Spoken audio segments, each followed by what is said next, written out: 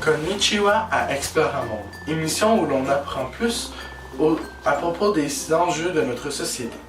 Cette semaine, nous allons parler du développement nucléaire au Japon, sujet grandement abordé au cours des dernières années à cause de la fonte du réacteur nucléaire de Fukushima. Pour commencer, notre premier invité, professeur Dominique Marcoux, qui enseigne dans le domaine de la physique dans une institution collégiale, va nous expliquer le principe de la fission et de la réaction en chaîne qui s'ensuit. Mais la fission nucléaire, elle a lieu lorsqu'on va bombarder un noyau d'un gros atome, comme l'uranium, par certaines particules, un neutron ou autre. Et alors, le noyau de l'uranium va se fissurer, donc se séparer en atomes plus légers. Et par le fait même, il va dégager d'autres neutrons qui, eux, vont aller briser d'autres noyaux d'uranium.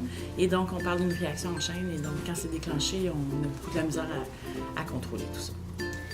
Je vais maintenant céder la parole à ma collègue Léa Vigeant, présentement au Japon, qui va vous expliquer un peu plus sur la situation au Japon.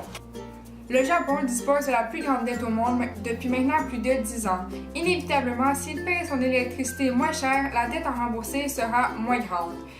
Le gouvernement japonais préfère opter pour l'énergie nucléaire car ils ont déjà toutes les ressources en place, toutes les infrastructures.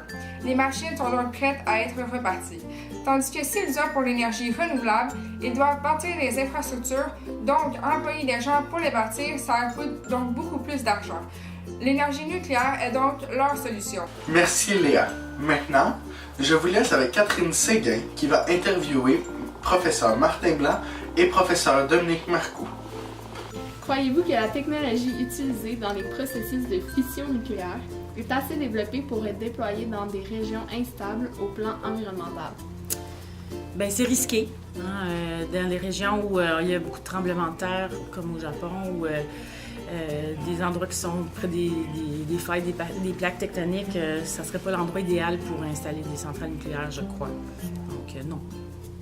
D'aucune façon.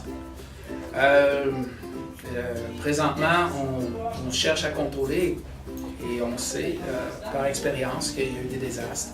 Tchernobyl, le Japon. Et ces lieux-là étaient considérés comme des lieux stables. Et donc, ce serait de se leurrer que de penser qu'il est possible d'avoir un endroit parfait pour développer le nucléaire. Il y a seulement des endroits plus stables. Merci. C'est tout pour cette semaine. J'espère vous revoir la semaine prochaine et pour la suite de notre tournée des enjeux mondiaux. Bonne semaine et à la prochaine.